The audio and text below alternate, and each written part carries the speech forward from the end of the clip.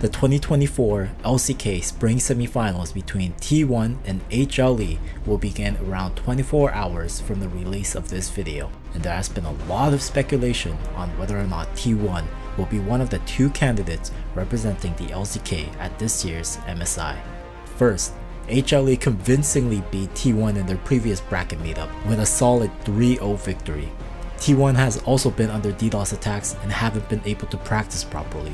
Although many think that these attacks have been recent, these attacks have been happening not only to T1, but to Gen G as well as the LCK studios, with one of their live broadcasts having to end entirely due to full-on DDoS attacks that prevented the games from continuing. Oh my! While the odds may seem to be in HLE's favors with all the recent events, people still stick on to the faith that T1 will do the unthinkable. I am people. T1 isn't unfamiliar with these scenarios as well, especially Faker, and today I want to look at a play that will forever stay rent-free in my head no matter what, and proves that we will always be forever 10 years late behind what Faker can do. Deadly brother desperately trying to keep this open inhibitor safe, but if you're unfamiliar with League's past, you're probably asking yourself what the fuck you're looking at. This is what your favorite your favorite game used to look like back in 2013, a bit after I started playing. Semifinals of 2013, T1 vs Najin Blacksword. Najin took out one of 2013's tournament favorite, Gambit Gaming, who are also revolutionists within League of Legends meta. The result was 2-1 in favorable fashion for Najin Blacksword. Being the team with the most points during the LCK back then OGN 2013 season, they were automatically advanced into the bracket stage heading into Worlds, so nobody had info on what they were recently playing. The 6-month-old SKT team puts on a big fight against Najin Blacksword, taking them all the way to a Game 5. People outside of Korea and even inside Korea barely knew of this team, and they were already making big waves in taking one of their home region's best teams to their limit. However, the start of Game 5 wouldn't look too favorable in terms of kills for SKT. Already a kill in Najin's favor, Pumandu gets hooked once again by Kane, which gives Najin another kill. Strangle thoughts come down! Mandu is gonna die! It's Kane that picks up the kill. Meanwhile, a huge map crossplay is happening with Najin's Watch and Expression doing a tower dive onto SKT Impact. Trying to salvage this, SKT, Faker, and Bengi look to force a turret dive play onto Najin's Nagne. Bengi's Sonic Wave Q hits, but is immediately responded to with Shen's ultimate, which forces Bengi to retreat alongside Faker. Due to the Q landing, Bengi takes quite a few turret hits, which drops him to less than half. And now if you look at the minimap, this is sure to look like another double kill in favor for Najin. But watch what Faker has to say about this. It comes down. Here comes Expression. The question is, can they stop anything? The tower's been saved. No kill secured yet. Kane looking for the hook. Not going to connect. Faker still alive. Now Nagne's in trouble. He's got the shockwave still alive, and there is the shockwave coming down, but Faker so very low. Expression dies. Faker's still alive. Protect comes in. Kane's trying to get the kill. Kane does get the kill. Bengi will bring it back now.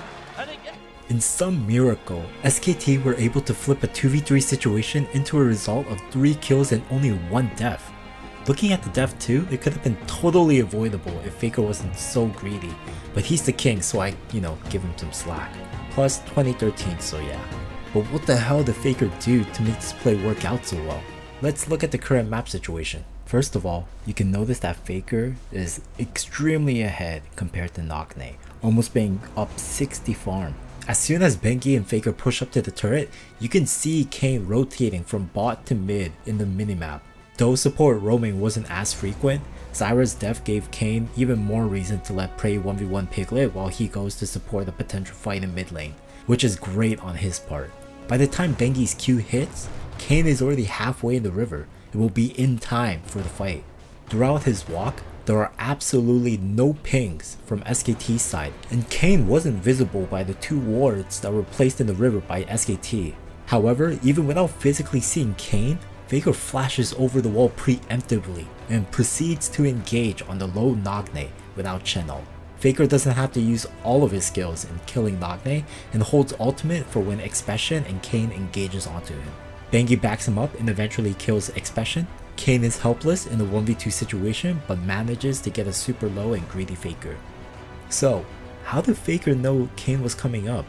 Without pings, I theorized two possibilities that could have occurred. Number one is that the Mia was vocalized by his bot lane, which gave awareness to him and Banky of the potential role from Kane.